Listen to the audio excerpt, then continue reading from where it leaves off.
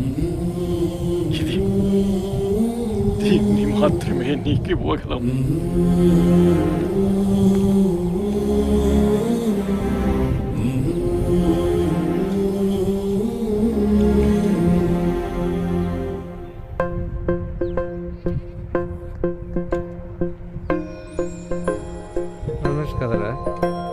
ఇదే కదా నీ కథ, ముగింపులేనిదై సదా సాగదా. ఇదే కదా నీ కథ, ముగింపులేనిదై సదా సాగదా.